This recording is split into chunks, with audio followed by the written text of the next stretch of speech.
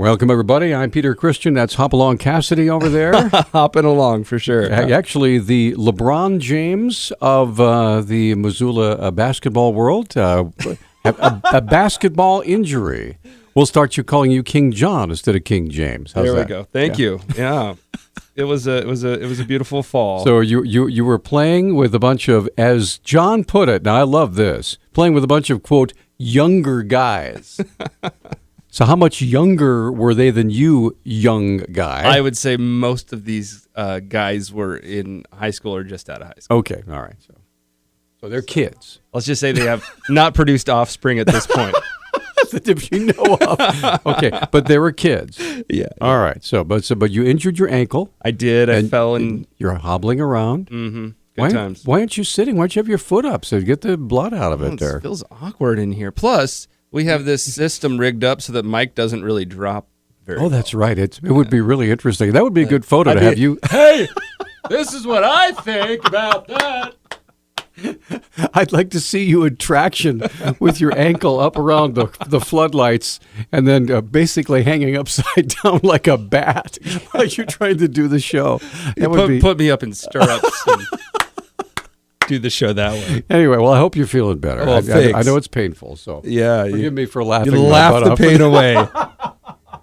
Anyway, so, but at least see, there is something to be gained from being senior sedentary, which is that's me. That's right. Okay, senior sedentary. The only accidents you have are the ones that involve with mechanical objects. You know, the things with motors and blades and things that whirl and ladders and Well, let's put it this way: I only deal with mechanisms that can attack. I was attacked by a ladder. Okay, and a snowblower. And so anyway, they charged him. They rushed him. He wasn't prepared. But I'll be ready for him next time. That's right. All right, Actually, anyway. I think you've been forbidden from using. Anyway, so it was a pretty busy week. And in many ways, surprising. One of the things that came out of this week, well, first of all, apparently there's been a fatwa introduced against females taking selfies. Really? And speaking of selfies, here in Missoula yesterday, right. I'm at home with my wife, and my wife, God bless her, she's apparently not into men, but she's like, John, who's Daniel Craig? It's like Daniel Craig's like the new James Bond. Right? Yeah. I thought like all girls knew about Daniel Craig. And she's like, oh, okay. Well, he's downtown at the ULA studio or the dance collective. And I was like, really?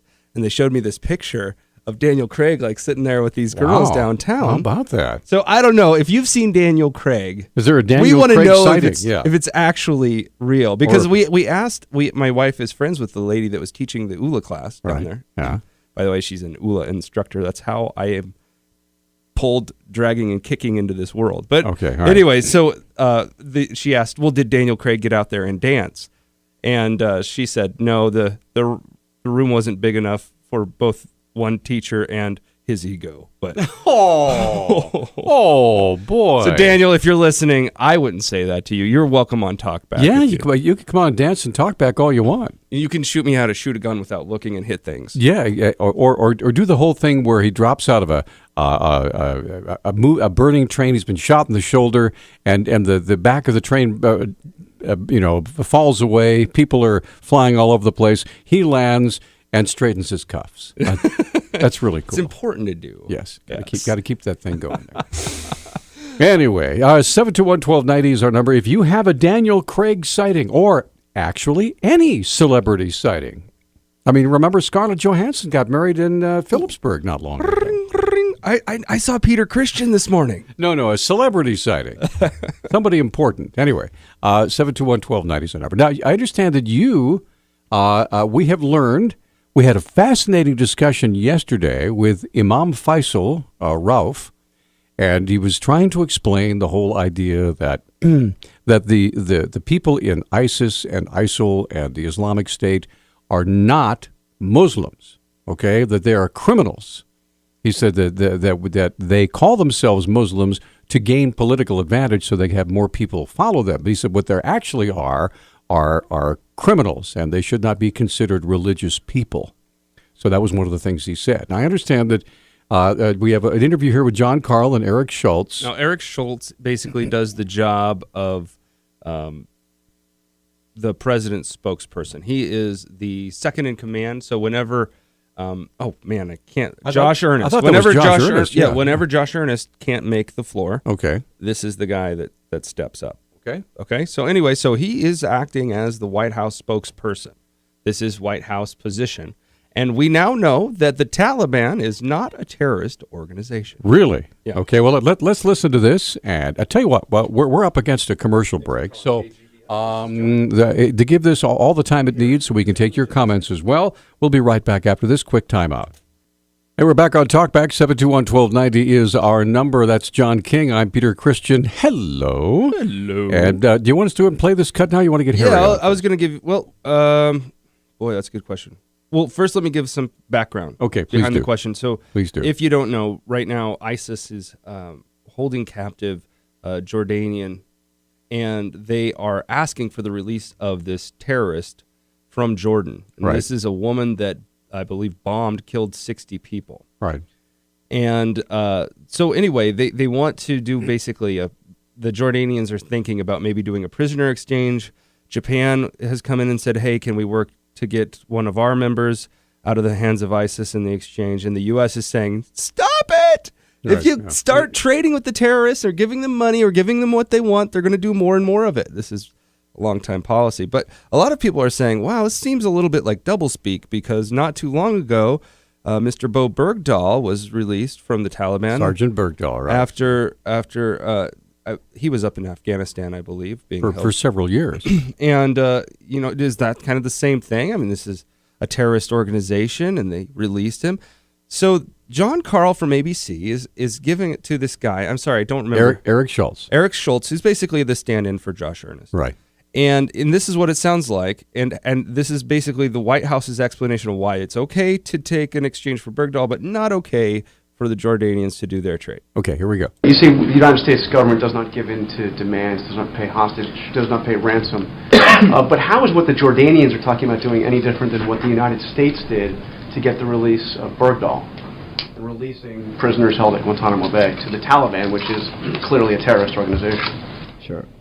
As you know, this was highly discussed at the time, and prisoner swaps are a traditional end-of-conflict interaction that happens. As the war in Afghanistan wound down, we felt like it was the appropriate thing to do. The president's bedrock commitment as commander-in-chief is to leave no man or woman behind.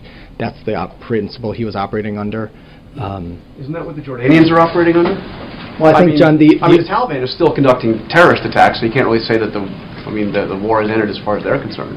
Well, I'd also point out that the Taliban is an armed insurgency. ISIL is a terrorist group, so we don't make concessions to terrorist groups. We feel the Taliban is a terrorist group? I don't think that the Taliban is an armed insurgency. This was the winding down of the war in Afghanistan, and that's why this arrangement was dealt. Our view is, as the President said at the time, which is, as Commander-in-Chief, when he sends men and women into armed combat, he doesn't want to leave anyone behind. That was the commitment he was following through on this. Okay, just one other topic on the... Oh, okay, so... That's basically... I feel much better informed now. They're just armed insurgents. They're not terrorists. Right.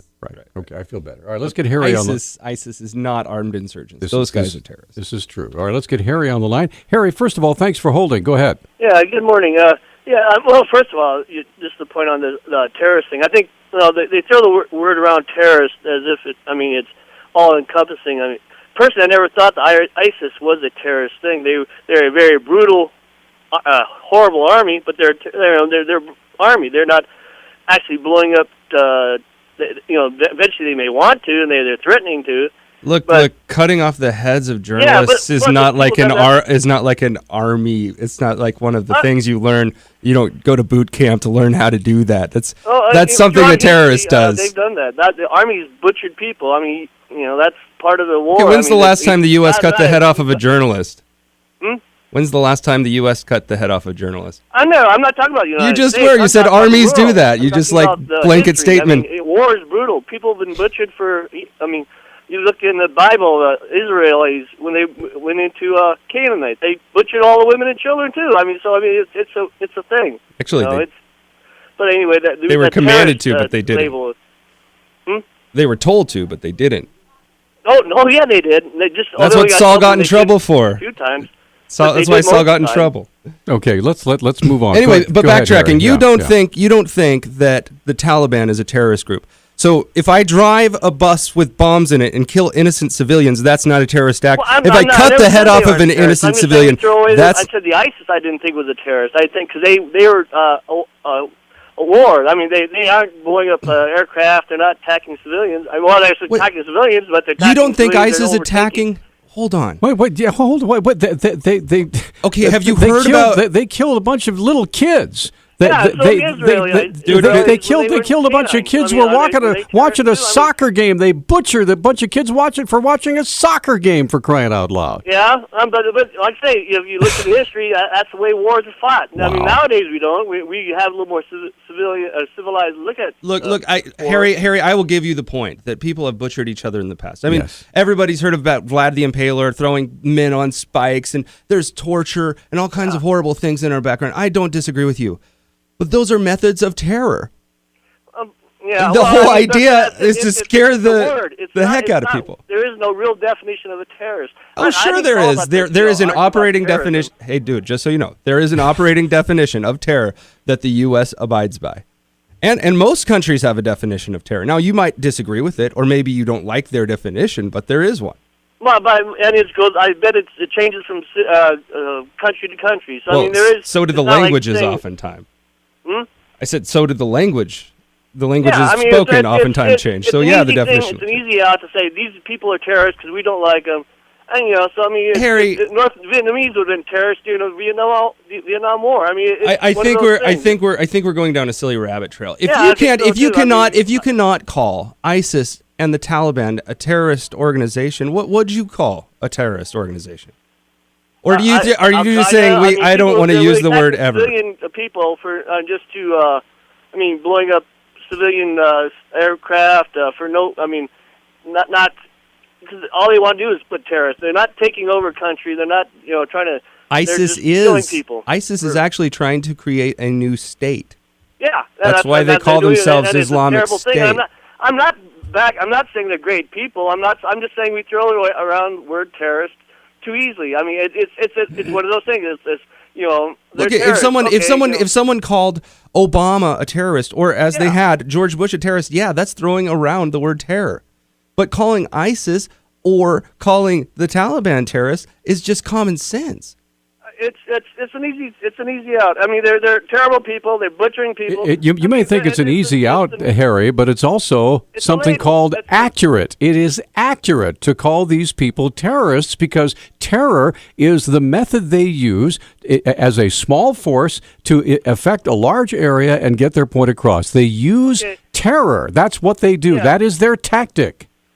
Okay, but on the point. Therefore, if someone who uses terror as a tactic could aptly be described as a terrorist. Yeah, we got sidetracked on what I initially called for. I talked about yesterday. Okay, fair enough. So, what did you call for? I was talking about it kind of labels into that terrorist thing, but I got you. Guess you had yesterday. He's very thoughtful. I appreciate him, but the fact that we call them Muslim terrorists is another label. Why didn't we call Rudolph a Christian terrorist, the one who's blowing up other people, people who kill people, doctors, abortion doctors? How come they weren't Christian terrorists? Because they were. I think they were labeled as Christian terrorists. No, they weren't. I never heard it. No. Hold on, Terry. Many of them were referred to as Christian extremists. Okay. Extremists, but they never were called Christian terrorists. If they use the function of terror to make their point, then they should also be called terrorists. Yeah, but they weren't though. That's the point.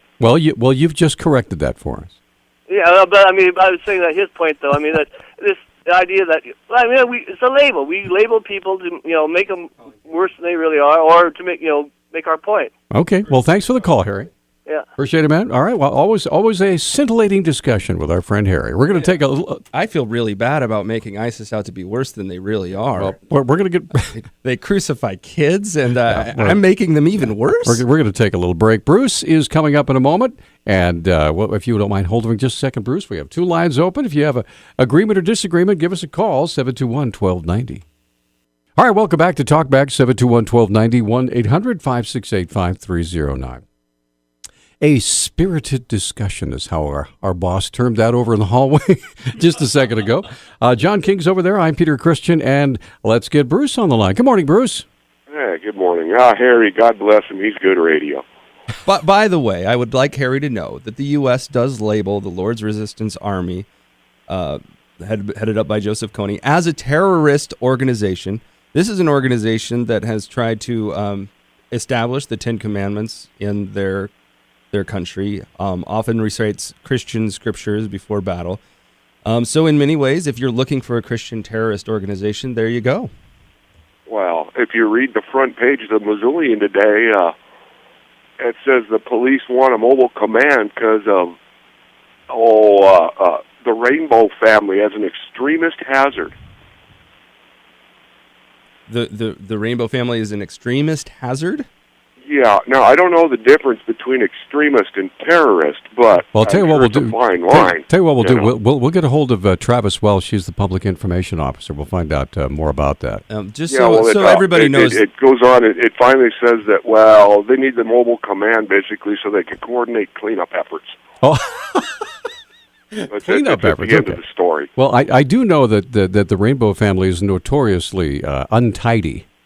Well, yeah, it said that their last gathering down by Dillon there was a little rowdy. Yeah, absolutely. Yeah. All right. Each other with bongs.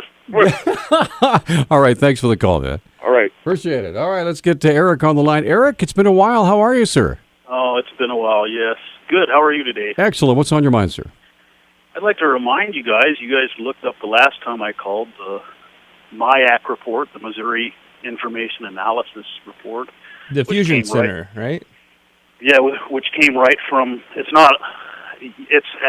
might be the Fusion Center. It's a state police, basically, where the information flows between agencies like the CIA, the NSA, FBI, out to local police forces, and then when they pull you over, the information flows back up that chain.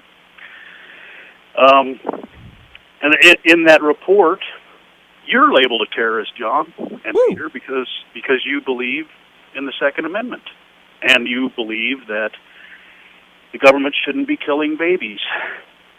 You believe in the Constitution. And so, really, the government definition of terrorism is quite broad. I remember reading about Martin Niemöller. He was a Lutheran pastor in Germany who told Hitler that he would take care of the church and Hitler can take care of the state. Hitler made him his personal prisoner, but he had a quote, and he said, "First they came to get the socialists, and I wasn't a socialist and I did not care.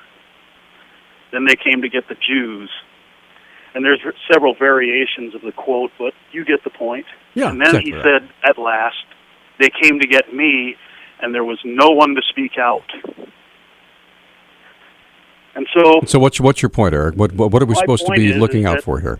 Is that you're 9 times more likely to be killed by a government agent than you are a terrorist, one of the labeled terrorists. And I believe that Bush, Obama, and their predecessors are the terrorists who are terrorizing us through economic fear, coercion, through agencies like the IRS. And I don't look at ISIS as my enemy. I look at Obama. He's the face of the enemy right now. Really? With his agencies. If you're going to have dinner with someone, you would rather have dinner with an ISIS agent than with President Obama. It's who is a threat to me right now. And I can give you an example of how they're using economic fear and coercion on people. I have a friend who was unable to pay his taxes or file his taxes unless he complied with the fine because he won't buy insurance. You're absolutely right. They're using coercion. I don't disagree with you on that. That is fear and coercion. To mix coercion along with terror seems a bit of a stretch to me. Oh, does it really? How about yes? And I think actually 90% of the audience probably agrees. Data on you. How about their minions running around with all your data on you? As I've said, okay, collecting data. So is collecting data in your mind the same as terror? It is terrorism. Yes. Why? I don't get that. I just do not understand. Here, let me just read. At least the people in East Germany thought so when the Stasi was doing it. Well, they were also kidnapping and torturing the people, they're doing and holding them hostage and killing them. The U.S. government has made it legal to kill U.S. citizens. Okay, real quick, definition of terror from Merriam-Webster: the use of violent acts to frighten people in an area as a way of trying to achieve a political goal. The systematic use of terror, especially as the means of coercion. So yeah, coercion is involved, but violence is necessary, fundamental to being a terrorist, it seems to me. A SWAT team isn't violent? In the war on drugs, the illegal war, unconstitutional war on drugs? Sure, SWAT teams can be violent, sure. Yeah, they are violent. But they're also officers of the legal system of our country, Eric. Oh yeah, but they're not terrorists because they're officers. Well, and they're carrying out rules that the country abides by. Yeah, how about the Boston bombing when they went around pulling people out of their houses through threat of violence because they were looking for two teenagers? And they found them. How about unconstitutional? All right. Well, Eric, we're up against a break. You made your point. Thanks for the call. Yep. Appreciate that. 721-1290, 1-800-568-5309. I don't know about you, and maybe just call me Mr. Naive, but I kind of like our law enforcement guys. Yeah. You know, I mean, I like to have them around because I feel more protected when they're around. Yeah. So for instance, when I go into, say, what used to be Ruby's Cafe or going to Paul's Pancake Parlor or whatever, and I like sitting next to a table full of cops because, you know, not only am I safer, but they always have good stories. So, I mean, mixing coercion as a form of violence or of terror. If my wife says she'll give me a really nice dinner because if I go and shovel the driveway, that's coercion. Oh my goodness, that could be a form act of terror in the form of bacon. That's soft coercion. Soft coercion. Anyway. We're coming right back. Anyway, 721-1290. We are expecting a guest here in That's 3 right. minutes. We'll be talking about community college. I'm going to get Judah Berlin from the Manhattan Institute on the line. He's been writing a lot about the president's plan for free community college. Okay, we'll come right back with that here in just a moment. We're back on Talkback. 721-1290 is the number. I'm Peter Christian. John King is over there, and he's on the phone right now. But we are going to be visiting with Judah Berlin, who is with the Manhattan Institute. And first of all, Judah, welcome to Missoula, Montana. Thanks for having me. So we were kind of teasing you a little bit about the non-snowmageddon. That's right. that did not happen in New York City. Now, and you had mentioned that you said it was okay for them to kind of go crazy with their computer models and get everybody off the roads, even if it didn't happen. Well, you know, I'm glad it didn't happen. I'm glad, didn't pose too much of a hardship to too many people. I think the governor might have gone a little overboard. He's certainly, receiving some flack for that in the city now. But, in general, I think most people were happy with the snow day and a snow day that didn't cause them too much inconvenience. Yeah. Well, you're talking to people that live in a city where we had an avalanche that actually killed people last year. Right. So you know something about snow. A little bit of hilarity watching the snow apocalypse coverage from this point of view. That's right. Judah, our guest today, Judah Berlin, is an associate editor over at the Manhattan Institute, where I like to get guests from time to time. And he's been out covering this issue of free community college, something that came up in the State of the Union address. Free. Now, a lot of the people that I talk to say, hey, this just makes sense. High school is, everybody can go to high school, everybody can get an education, and the American workforce is smarter and better because of it. why not the same thing for community college? Why don't we just push up the age a little bit, keep the people and the populace educated to be able to fit in that niche future where more education is going to be required? And Judah, I want you to tell us why you don't like the president's plan. Well, I say, first of all, that I think the president has noble intentions, right? I think it is a good idea to get more students to go to college. It's been shown over and over again that students who go to college routinely outperform their peers who don't.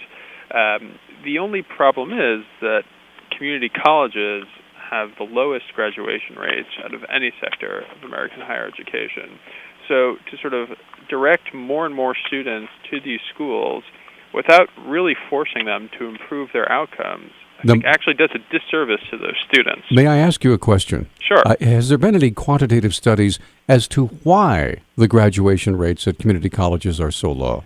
So I think a lot of the research that I've seen, I think it points a lot to the background of the sorts of students who are going to these schools. These students are generally lower income. They come from families that don't necessarily promote or support their college education, and so that poses a lot of difficulties for them in graduating. But regardless, so that might not be as much of the fault of the schools as much of the students. But it still doesn't make so much sense to me to subsidize these schools even more if they're not getting the outcomes we'd like. Now, let me ask you this, Judah. Yeah. I believe this plan is based on a plan that's run in Tennessee or some other state, Tennessee, right? Tennessee. Okay, so can you look at what's happened in Tennessee and say, hey, this has worked out or this hasn't worked out? It seems like this is a great example where you might have evidence to use in the case for or against free community college. So the Tennessee plan is only really being implemented right now. We don't really have any long-term results. It was based on a smaller pilot program that was developed in one of Tennessee's cities, which seemed to have been partially successful. The problem is we don't really have, a huge data set that would indicate us whether, extrapolating this sort of idea on a national scale would actually be a good idea. Well, one of the things that it seems to me, one of my biggest hesitations, and honestly, when I first heard the president's plan, I did not come up with the thoughts that you did. But one of the things I thought of is if you give an organization like a community college all of this free money, there's going to be a lot more excess in that system. And it'll turn out to be something like I've experienced at other universities where you've got 14, 2 or 3 different spokespeople that are just there to present the position of the college to the press, or you've got very a larger group of people just running the background, the sort of bureaucracy of the university, rather than actually educating students. Or you put a lot of money into diverse programs. Are you saying they're not being efficient with their money, John? Is that what you're saying? Yes, I think that if you think community college is expensive now, just wait till it's free. Right. No, that's exactly right. And I think one of my biggest worries about this plan is that, again, if you're subsidizing these schools, you make a lot more money available to them. I think they're just going to imitate their 4-year college peers, and spend more money on capital projects, on administrators, as you mentioned, but also on perhaps a lot of the amenities that have really popped up at the traditional 4-year colleges. So I think it will make college more expensive for both students who don't receive the subsidy, right? Because not everyone gets a subsidy. But also, it's worth noting that the subsidy only applies for the first 2 years of community college. And most students don't finish community college in 2 years. In fact, most community college students don't finish in 6 years. Wow. Under 30% of community college students finish in 6 years. So now hold on. Wife, hold on. 6 years to go to a 2-year school? Yep.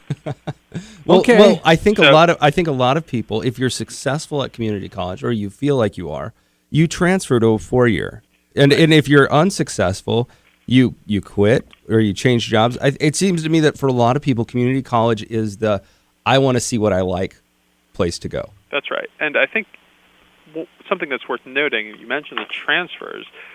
Only about 20% of students, community college students, actually transfer to a four-year institution. So, one of the main reasons for one of the main functions of a community college supposedly is to sort of direct students to a four-year institution. The president sort of spoke about that. This is a hallmark of a community college education, but it doesn't really happen that often. It's only, around 20%. Oh, no, Judah, we're up against a break, and I want to ask you something. You can think about it during the break.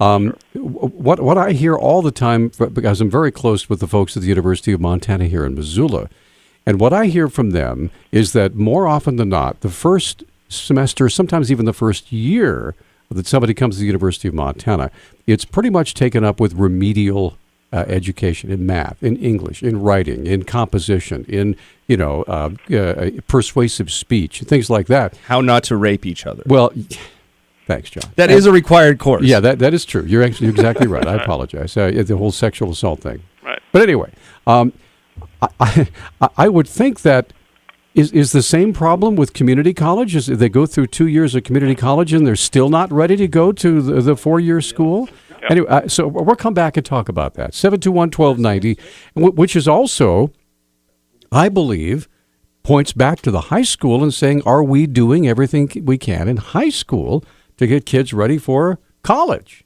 And that's been one of the eternal questions. We'll be right back. Hey, we're back on Talkback. 721-1290 is the number. John King, Peter Christian joining us on the phone. Judah Judah Belin from the Manhattan Institute. Now, Judah, I asked a question before the break, and that is this whole remedial situation of when kids get out of high school, they go to college, and it seems like there's a lot of catch-up that has to be done. Was that the basic purpose of community college, so that kids wouldn't have to do that once they got to the main institution? Well, I think so. I think a big part of it. I think a big part of the idea of community college. Well, there are two types of community colleges, right? There are the comprehensive community colleges that are intended to send students to four-year institutions. And I think those sort of have a remedial purpose. Those are designed for students who perhaps aren't ready for a four-year traditional college, and it's supposed to give them 2 years to sort of prepare for that experience. But there are also technical colleges, which are also two-year public institutions that actually outperform community colleges in terms of graduation rates. And those schools, give students degrees in useful skills. That's because when kids go to those schools, they know they can get jobs when they graduate. Exactly. So I think we need to make a distinction between those two types of two-year public colleges. And I think the president could approve his plan if he were to say, well, we want to make community college more accessible to students, but we're going to, direct more students to technical schools because there at least they can develop the skills that will actually get them a job that will help them later in life. All right, we got a caller on the line. Get to the phone. Say good morning to Chuck. Hi, Chuck. You're on with Judah Belin. Go ahead. A real quick story. I went to a community college once, and I was starting my own business at the time, and didn't make the first two classes.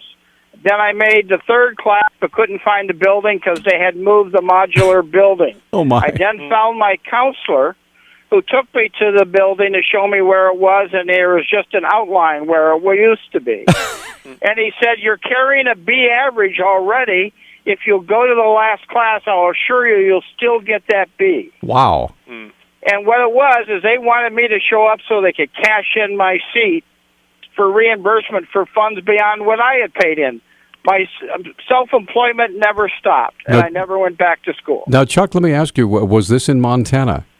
No, it was in southeastern Michigan in a very wealthy community with a high college-based community. Okay, was this, can you give me a decade when this happened? Oh, it was in the 60s. In the 60s. Oh, man. Right. Peter's just pushing here. Thanks, Chuck. Appreciate your call. So, any reaction to that, Judah? Yeah, I think, I think things have hopefully improved since the 1960s. But, I think it does sort of speak to the fact that, unfortunately, a lot of these institutions are not doing students a good service, and that, unfortunately, I think most of American higher education, most colleges, don't need to be concerned about the outcomes of their students. They don't need to care about whether their students graduate or whether they find jobs. There are no real incentives to make sure that colleges care about that. So I wouldn't be surprised if there are many stories like Chuck's that are happening today. Okay, let me put you in a different world. And just imagine for some reason that everybody, the House, the Senate, the President, everybody was behind this move. And community college free was going to be something. It was going to be passed. And people went to you and asked, Judah, we're going to pass this thing. Are there any amendments that you would like to put into this to make it better? What would you say? Sure. I would say two things. I would say one, that we should make sure that the schools that are getting the subsidy are only those that have proven records of success. Schools that have good graduation rates, schools that have good loan repayment rates, schools that have good employment outcomes. I would also say that the bulk of the subsidy should go to technical colleges, schools that are actually preparing students for meaningful careers. Now let me ask you this, Judah, because it seems to me you're setting up a scenario where you're going to have disadvantaged areas of the country where because community colleges are just that, communities, right? Usually they're based in a small town or a community, like for example here in Missoula, right? And if my community college is horrible and more expensive than having to go to another, aren't you going to cause a brain drain in some communities and an unfair benefit to a community simply because of their starting basis? Shouldn't there be a path, maybe an agreed on set of terms to acquire the money for the community colleges that have not had as great of a success history? Well, to whatever extent it's possible, I think it's important to create a market in higher education. I don't think brain drain is always a bad thing. I think it's sometimes important. I think it might inspire those schools to shape up. And I think we really have to question whether the taxpayer should continue subsidizing these institutions that have abysmal graduation rates. And I would hope that by directing funding to only those schools that have successful outcomes, we would inspire schools in those local communities to shape up. I assume that you would like to apply that to our current spending for four-year universities? Yeah, absolutely. No question. All right. Well, let's get Catherine on the line. She's got a couple of questions for you. Catherine, go ahead. Okay, good morning.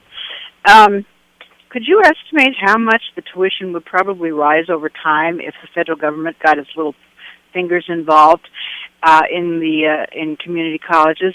And the second one is, as far as I know, and I could be wrong, but the community colleges are under the purview of the communities in the state in which they nest.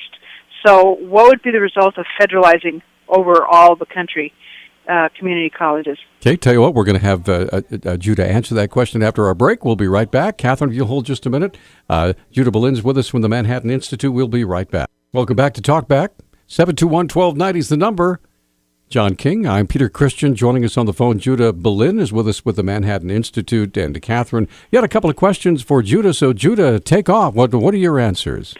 So, Catherine asked whether I could estimate the cost of...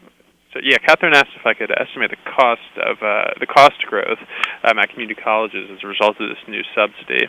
I'm not sure I could do that, exactly, because we don't know exactly how much the subsidy is going to be. We don't really know. We don't really have that much data just yet. But I think it is clear that a program like this would incentivize schools to spend more, simply because the federal government will make more money available to them without really caring about the outcomes. And Catherine's second question about the effects of federalizing community colleges, I think she's right to be concerned about this. As she noted, right now community colleges are funded mostly from state and local appropriations. But this plan would, I think, really mark a revolution in the way we think about the relationship of the federal government to community colleges. And this would undoubtedly mean that not only would community colleges receive more money from the federal government, which again would probably lead to some sort of cost increase, but it would mean that the federal government would have more leeway in terms of imposing certain mandates and making certain demands of community colleges, as they now do with the four-year traditional schools. Okay, let's try to get one more real quick call. John, you have 1 minute. Go. Well, this will be quick. I've been reading things about jobs in the future job market, and they're claiming that in 20 years' time, 50% of the jobs that people are going to college for right now won't even exist. So it's kind of an iffy situation to even go. Wondering what the thoughts of that are. Okay, so what do you think about that, Judah? Well, yeah, I think that's always the case in sort of eras such as ours, where things are rapidly changing, technology is constantly changing, science is constantly changing. But I don't think that means that students shouldn't go to college, right? I mean, I think it means that students should go to college and have a somewhat clear view of what it is they want to get out of it. And that's why, again, I'm in favor of promoting these technical schools that actually provide useful skills, and not sort of the comprehensive community colleges, which, while they might have a good intention behind them, they're a little bit more amorphous, they're not as focused, and ultimately don't seem to be helping students out very much. So, Judah, we are almost out of time, but before we do run out, I want to give you an opportunity to tell us more about your work in the Manhattan Institute and where people can go to find your thoughts on the issues. Yeah, sure. So the Manhattan Institute is a think tank here in New York City. It is a domestic policy think tank, and we have scholars who work on a whole host of issues, ranging from tax policy to healthcare to K-12 education to higher education and policing as well. I work specifically on higher education. And I've written a bunch about, the community college proposal, but I've done research on student debt. Real quick now, can you give us a website? Oh, sure. Sorry. It's manhattan-institute.org. All right. Judah, thank you so much. We're looking forward to visiting with you again. Great. Thanks so much for having me. Take care, sir. All right. We will continue. Enjoy the snow. Yes, Montana World Affairs Council on the radio continues in the 9 o'clock hour. A special guest in studio. We'll be right back. Welcome back to Talkback. Sponsored by Bitterroot Motors, doing it right for more than 42 years. Also brought to you by Office Solutions and Services, locally owned, with solutions for every office, and the Mustard Seed Restaurant.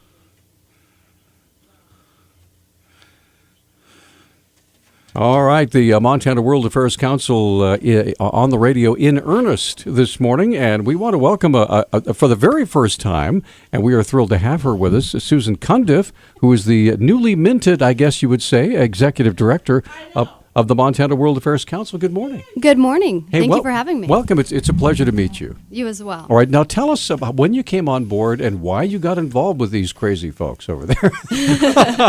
These folks go all over the world and find us great guests. Absolutely. It was really a dream come true for me to be able to stay here in Missoula, Montana, and be able to have the public outreach, to be able to bring the international understanding to the communities within Missoula and Montana greater.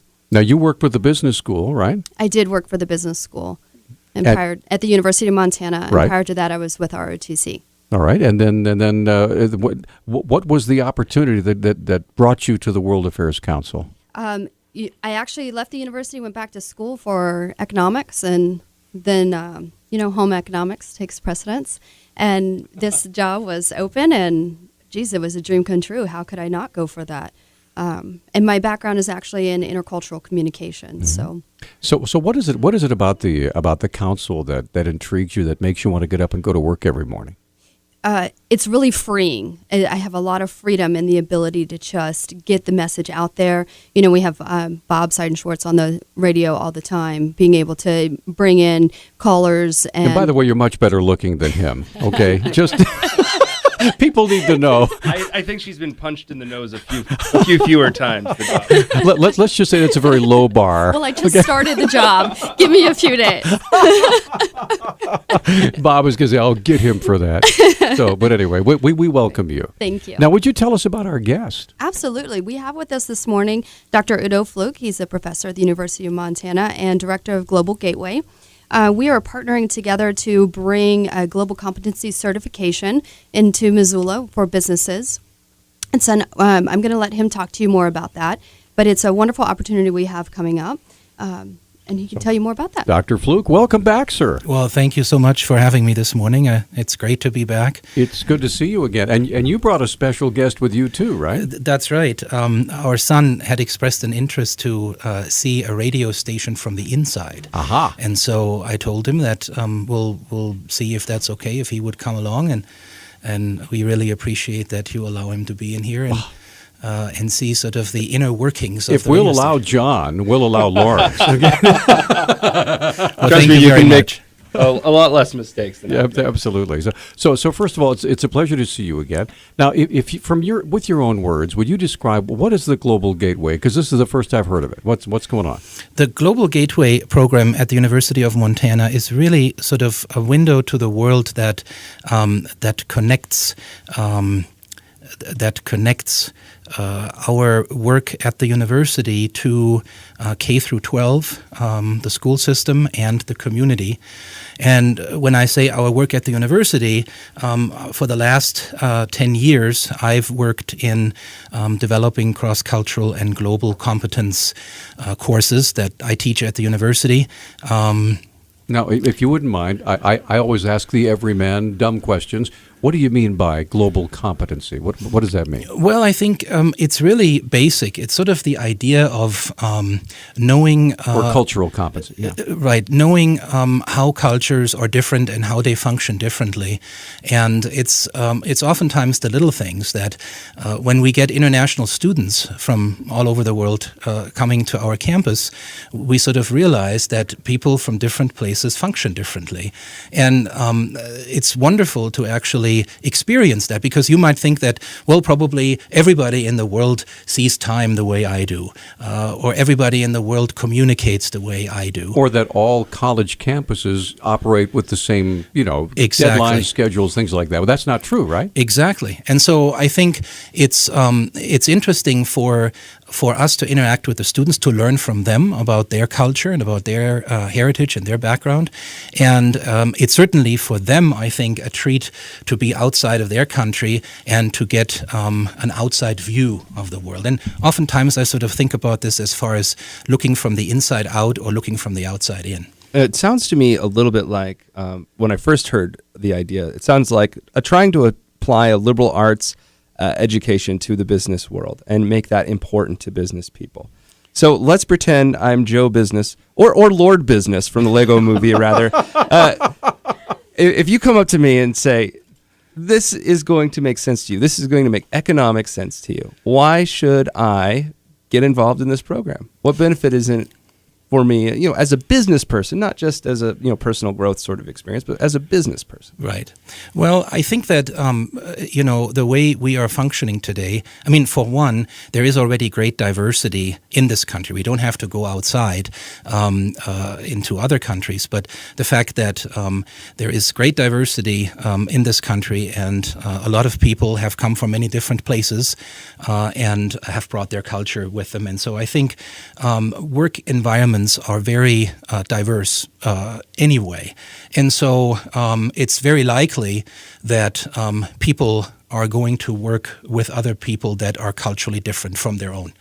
So I think that's the one side of it. And then I think the other one is much more active, as in those students that, for example, the students that are taking international business classes at the university, those are students that actually have the intent to go outside of this country, to study abroad, to work abroad. And I think those are the skills that we're trying to teach them. So I'm curious what a 101 class looks. I mean, do you teach people how to shake hands while bowing? I mean, what sort of things? Well, that would probably be the most essential thing. As far as how do people interact on the most basic level, and you said it. I mean, we're shaking hands. When we came in here, we were shaking hands, and if we would have an individual from Japan, we probably wouldn't do that, but we'd bow to each other.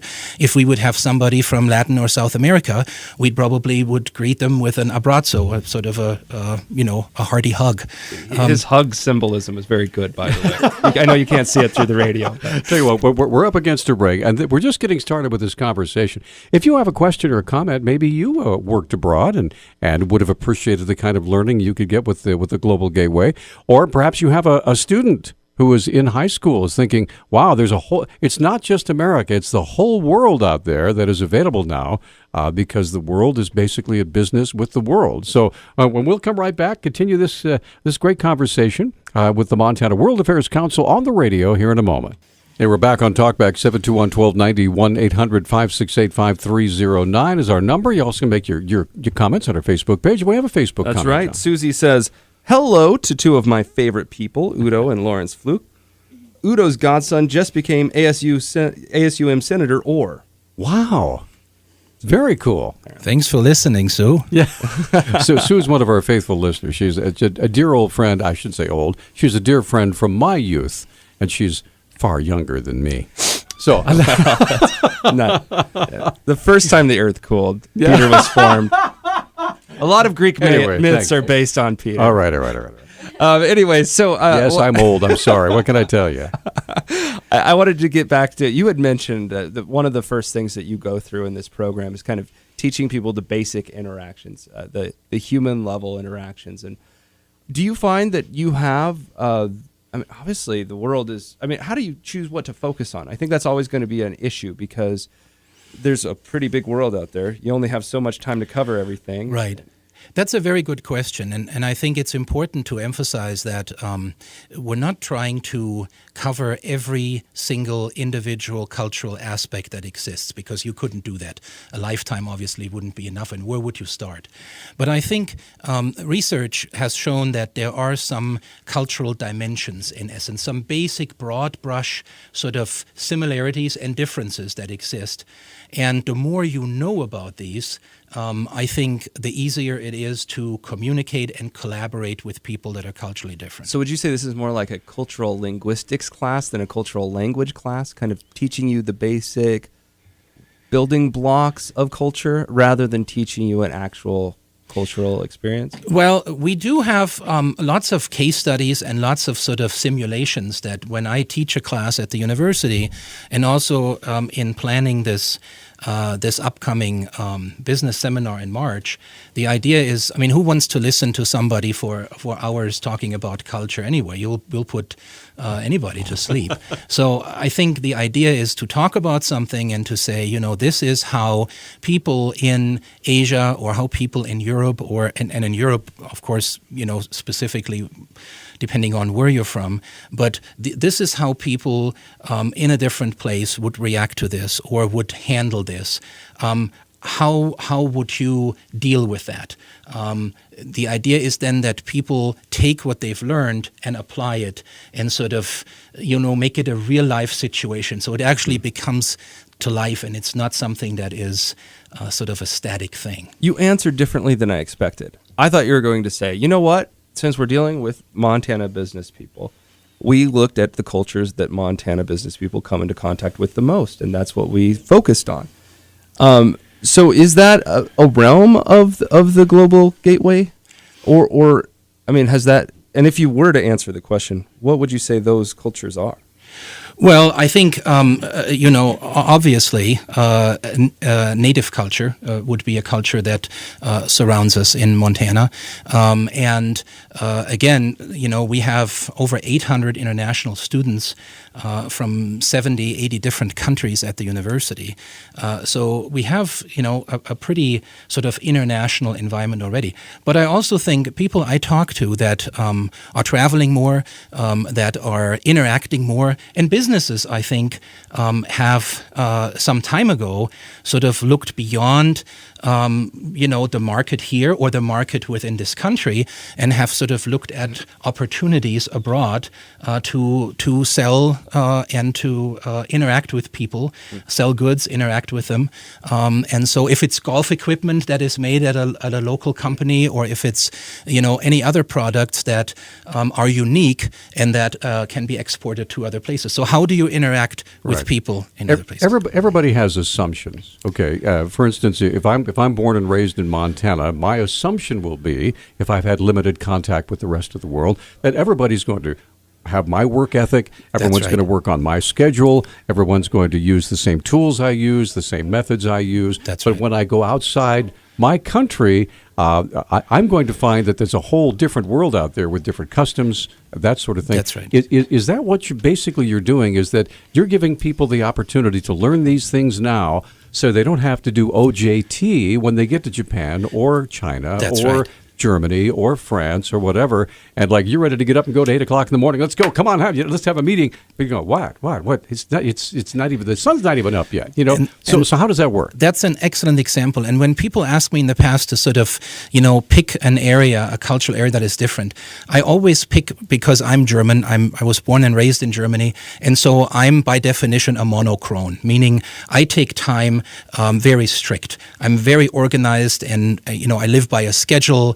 I try to be on time, not to be late, things like that. Monochrones do that. Now, you might think that everybody else in the world is a monochrone too. And so when somebody comes to a meeting late or takes a deadline, not as serious as I would, that they probably are, trying to be complicated, or they're trying to be difficult. Or they're lazy. And you might think that at first, because that's the natural thing. And you might find out, not that this is always the case, but you might find out that this individual actually is from a polychronic cultural background. So this individual looks at time and the importance of time a little differently. And so deadlines are much more flexible.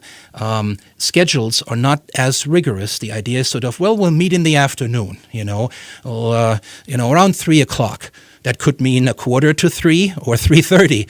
Now, to me, 3 o'clock is 3 o'clock, because as a monochrone, I'm sort of pretty focused on that time. So I think that's a good example of how this is different around the world, and that people, when they do react differently than what we expect them to do, are probably not doing that to be difficult, but they're doing it because it's their cultural makeup. We're doing it out of ignorance. That's right. Yeah. Well, I think some are just being rude, frankly. But and that could whatever. Be culture. That's right. I think culture is, of course, not an excuse for everything. There may be some people that are rude, and they, want to get you upset, and so they walk into a meeting late. Polychronism is not an excuse every time, but it works pretty well for most cases. But it is an excuse I'm using next time. Yeah, well, we're going to take a break, and because I can't be late for my breaks, that would be rude to our wonderful sponsors. So we'll be back with Dr. Udo Fluke, director of the Global Gateway. If you have a question or a comment, this is fascinating stuff, especially if you perhaps have a son or daughter who's planning to getting into business, and perhaps to deal internationally. This is something you need to know about. And we have all three lines open at 721-1290. We're back on Talkback. 721-1290 is the number. That's John King. I'm Peter Christian. Joining us here in the studio, Susan Cundiff, Executive Director of the Montana World Affairs Council. Dr. Udo Fluke, he's Director of the Global Gateway. And so, John, we have a Facebook comment. Yeah, Sue says, Global Gateway is a great program, by the way. Going into the high schools to teach students how to navigate social differences in the world is so important. And that's something I didn't really pick up from the Global Gateway. Apparently, you're involved in high school level as well, not just the business world. That's right. The Global Gateway program is unique because it basically has 4 different branches. And the newest branch is the one that we're cultivating now, which is a business branch. Global Gateway has never done that. I have never done that. But it seemed natural to sort of think along the lines of, we're servicing students at the university, we're servicing students and teachers in K through 12. We're servicing the community with activities, the foreign film series at the Roxy once a month, things like that. But we're our business people in this, and so the 4th branch is sort of the newest one, if you will. But if I may, I could just talk about the other 3 real quick, because that is that is the K through 12 Global Gateway to K through 12 schools. What we did is last year in the spring, through conversations that we had in our office, through conversations that we had with leadership at Missoula County Public Schools. It'll be Dr. Apostle? That's right, Dr. Apostle and regional directors that were very supportive of this, that said, we would love to sort of have this brought into the classroom, because really, whoever said that cultural and global competence should start when you're a freshman at the university? As a matter of fact, if you learn earlier about other cultures, then it might be a little easier once you get to college. So the idea was to work with teachers and to see how this would connect to their mapping classes, to classes that are dealing with sort of international aspects. If I may share a story, I was born in Hawaii. My mother and father were both in the Marine Corps, and they were stationed there. And my brother was 3 years older than I, and so he went to a school called the Kamehameha School. And in that school, when the kids would come in, he was 3, and so he immediately was immersed in 6 different languages. I believe there was Hawaiian, there was German, Japanese, of course, obviously English, right. And whatever. Right. And so my mom said he would come home and he would be able to say, "How are you? Good morning," in all 6 languages. Boom, boom, boom. At 3 years old, his mind was like a little sponge, right. and soaked it all up. Right. And so he had an amazing advantage. When we finally went back to stateside, right. because he had this rudimentary knowledge of so many other languages. Right. And I think it's, often people ask me, which language should I study? Which is the best language to study? And I think that's a very difficult question and really not a fair one to answer, because you would basically say this one is above all others. So I usually... Rob Natelson would say Latin. I think most people would say English. Anyway, go That's ahead. right. But if you are an English speaker, what language should you study? And I usually tell them it's not the language that is important, is that you do it at all. That your mind expands and that your thinking about something is expressed differently in a different culture.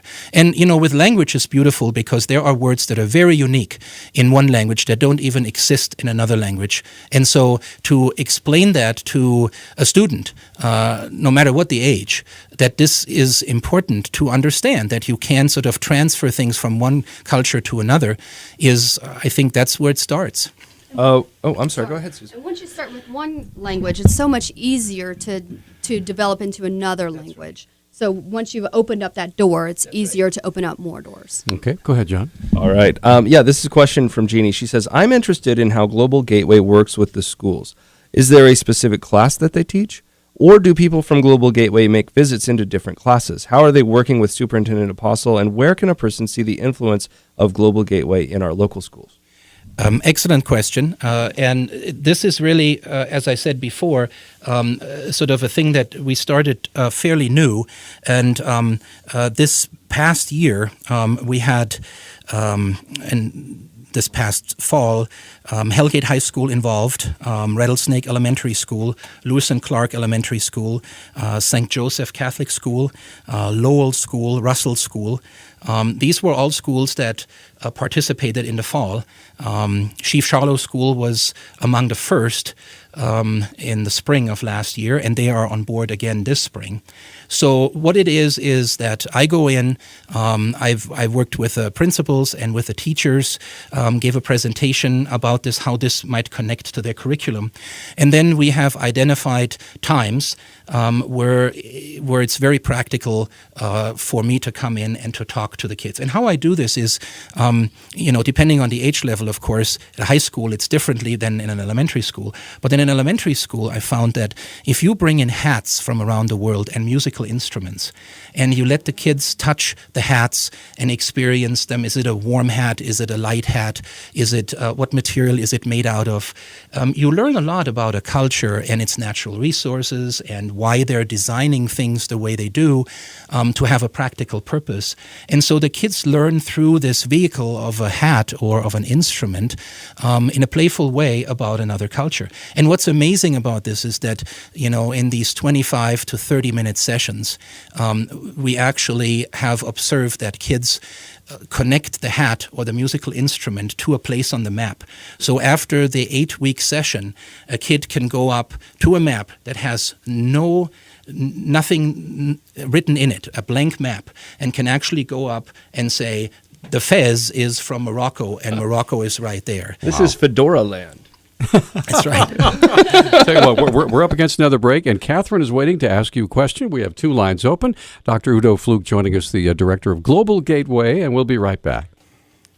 I guess you might say we're rambling all over the world this morning with Dr. Udo Fluke, director of the Global Gateway. It's part of the Montana World Affairs Council on the radio this morning. Susan Cundiff also joining us here this morning. John King, I'm Peter Christian, and we have a caller. Let's get Catherine. Catherine, first of all, thanks for holding. You're on with Dr. Udo Fluke. Go ahead. Yeah, good morning. I'm curious about the funding for this program. Is it public funding, or is it foundation grants, or public-private partnership? If so, how long does the funding last? Does the Missoula school system pay a fee for this program? How's the grading done? How's the curriculum developed? And what kind of testing for competency in this material? And do you also have internships, or are you planning on having internships to incorporate this material? Show us your books. Okay, how do we start here? I think, first of all, it's an outreach program that we do from the University of Montana, from the Office of International Programs, where Global Gateway is housed. And so it's for free. It's an outreach program. We do this at the university. I have done this. How are you funded? I work at the university, okay, so you're an employee, and right? have for all these years, and so I teach classes, regular classes at the university on cultural adaptation for international students. I teach, various study abroad cultural adaptation for students that are going abroad through the university, things like that. But we thought that it would be great to offer this to K through 12 as an outreach service, and we're doing this. I drive to the schools for half an hour or an hour and do my seminar, and then it's an 8-week structure. So there's 4 weeks of international hats, 4 weeks of international instruments, and that's it. And then there's no formal testing that I do, although the teacher may, in an exam or a test, include some questions on the material that was covered. But it's not a semester-long or a school year-long program that is formally evaluated at the end, where there are exams and things like that. So it's much sort of smaller in its dimension. It's just sort of the idea of adding on to what a teacher does and bringing an outside perspective, bringing this window to the world. Sure. Okay, so it's not a specific major, but it is incorporated in a whole bunch of other majors. That's correct. That's correct. Yes. And are you considering having internships in this specific, like affiliating with business, or DECA, for example, which is high school programs for business? Do you have an idea or a thought of incorporating internships for kids? Not at this point, because we were able to sort of cover the interest from our own office. However, if the program grows and there's more demand, then we probably have to address that. But at this point, there are no internships, and there's not sort of a larger structure planned that would include interns. Okay, thank you. You're welcome. Thanks for your call, Catherine. All right. Jeannie says, thank you for explaining some of what your organization does. I am concerned, however, that a group has such easy access to the classroom. Wouldn't something like that, something like what is being implemented, need to go before the curriculum committee and then be adopted by the board? I'm wondering if this has been done. I feel like the public is being cut out from this alliance between Global Gateway and the schools. That's a very good question and a concern that I think speaks to the concern of quality and what is presented in a classroom. We have 2 children. Our son goes to Chief Charlo School, and that's how we piloted this, was of the natural connection in Chief Charlo, and they were interested. The principals were the initial sort of connection, I think, and then they ask teachers. I mean, when I go to schools, there are all kinds of volunteers. People, they have an extra sort of sign-up sheet for volunteers in schools that I sign in when I come in, and there are people that do all kinds of volunteer work, which is not sort of, a degree program or an established class. It's sort of it's a guest presentation, if you will.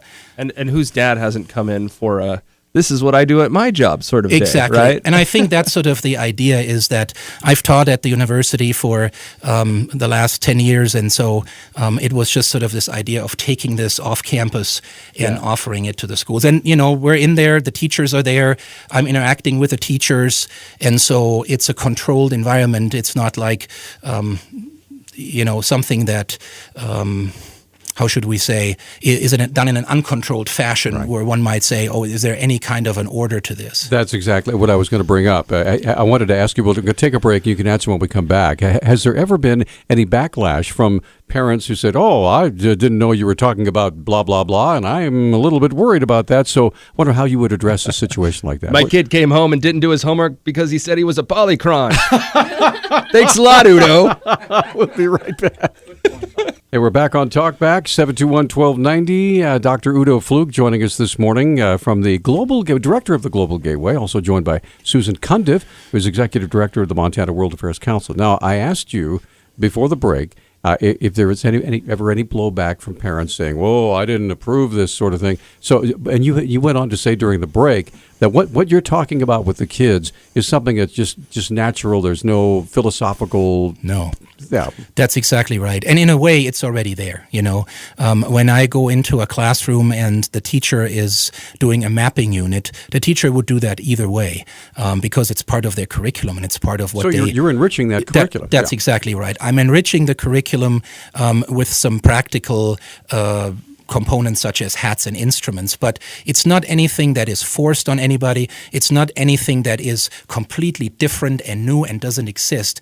It's basically sort of looking at this and saying, hey, learning can be a lot of fun and very engaging if you have the right props and if you can do it sort of in a way where kids are, experiencing something and not just perhaps a traditional way of talking about it. And so I think that's where Global Gateway has this unique sort of window to the world by actually holding up a hat or an instrument and saying, now let's look at this.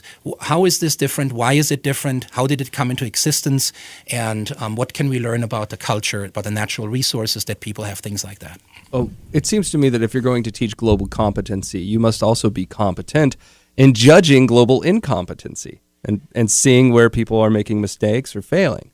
So when you look at the Missoula business community, let's just keep it here at home, are we mostly competent, mostly incompetent? Well, that's very difficult for me to say because I'm not doing business with business people in Missoula and could assess them on, if they were monochronic, polychronic, or many other things. But I think what just sort of this idea of global competence, I think a lot of people will say, well, I've been to Canada and I've been to Mexico. I got an A. That's right. And so I'm globally competent. Or I know somebody from Italy that lives down the street. So I know what Italy is all about and how Italian culture is different from ours. I think there are those kind of experiences that I think are more on the lighter side. But I think, again, tying this back to why we came up with this idea, and the title for this seminar is Why Cultural and Global Competence Matters. And that's really sort of talking about how does this connect to you? And that's my hope in this seminar, is that the people that are interested and that are signing up for this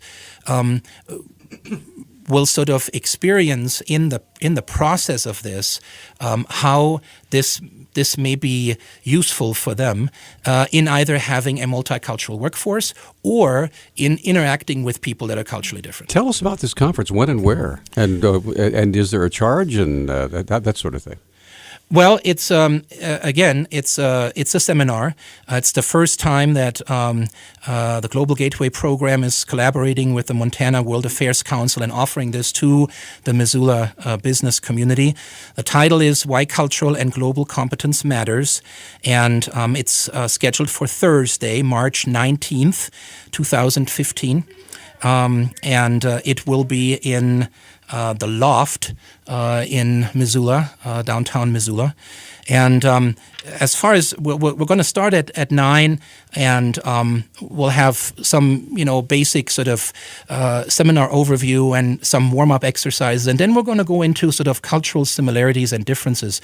And then every sort of 45 minutes we'll do a group breakout session where actually the participants will be able to apply some of the things we talked about in a group sort of setting, and we'll assign roles and say, well, now you are somebody from an African country, you are somebody from France, and you are somebody from Japan, and here's the task, and how would you deal with that coming at this from different cultural perspectives.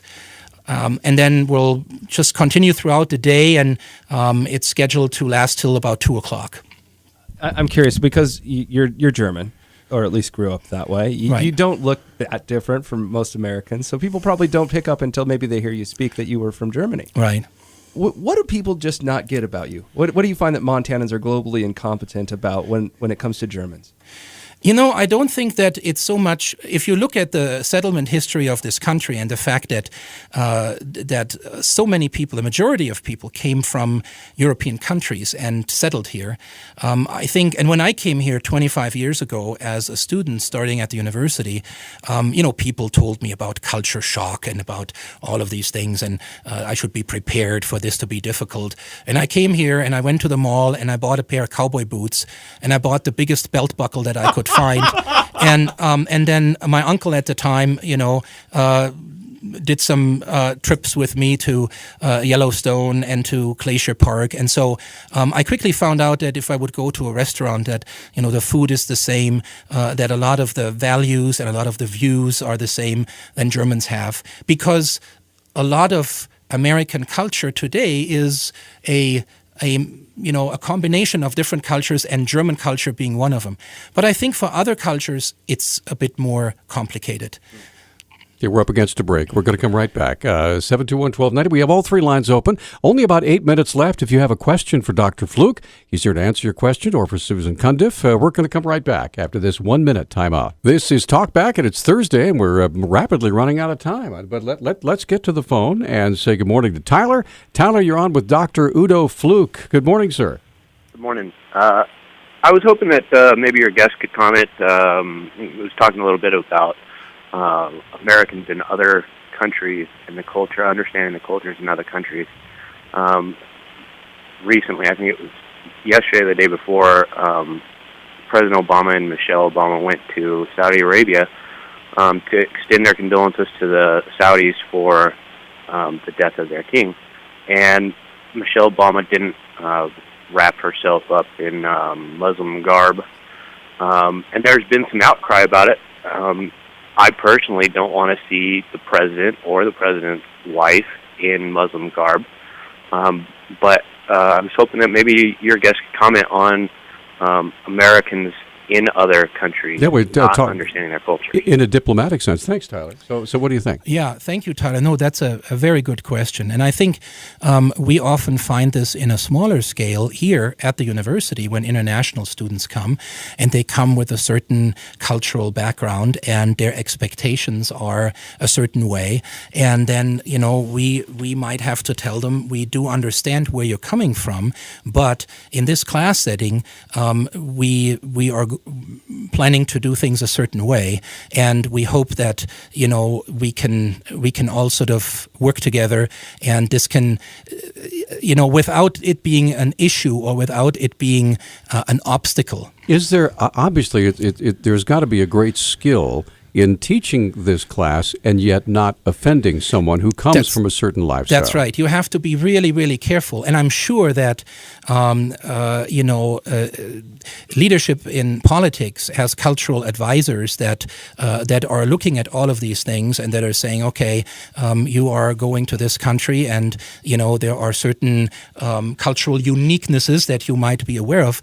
But I also think that, and what Tyler brought up, I think it is a question of how much do you bring in your own culture, and how much do you bring in your own values and your own cultural beliefs. And so going somewhere and completely sort of converting to the culture on location, I think is also missing the point, because you want to represent your culture that you believe in and that you say, this is my culture.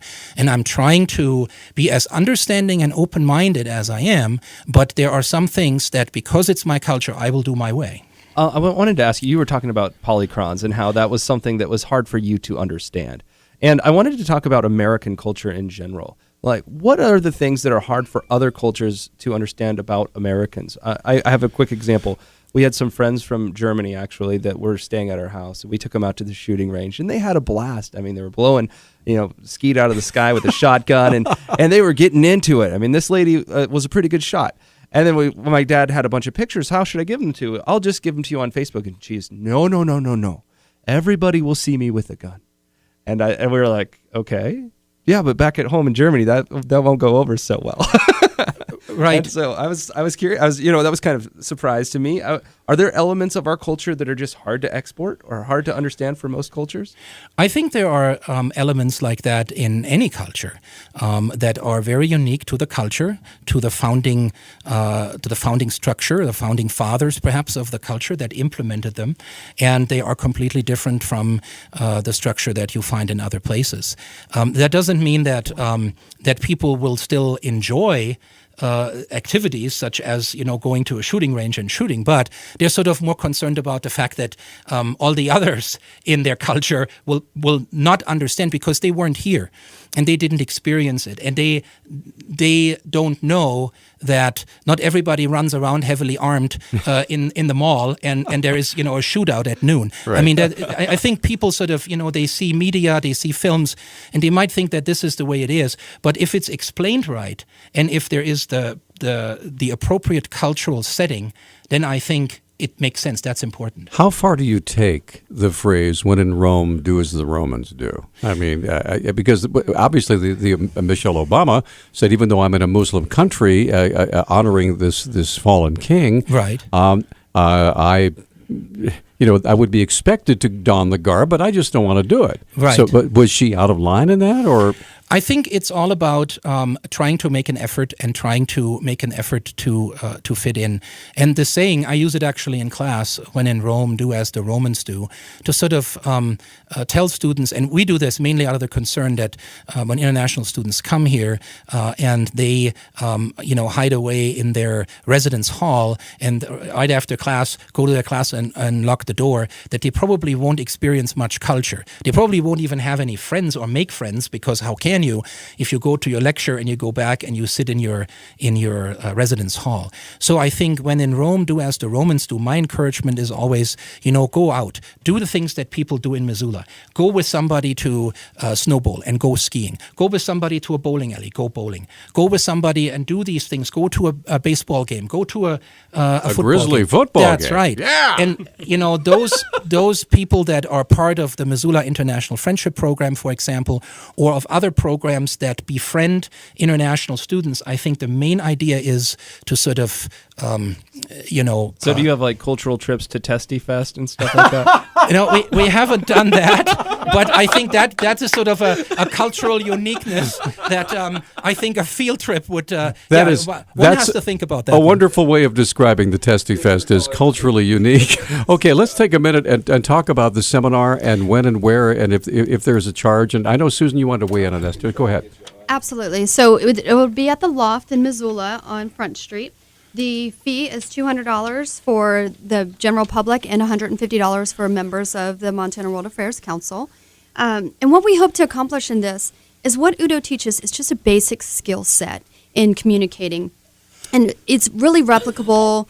There are some specifics, as in this is what they do in this country or in this culture, but the idea is like monochronism. So those ideas are replicable in that you can look at someone's culture, not at their face and look at their skin color or how they're dressed, but look at their culture and to be able to understand whether they're mono or poly.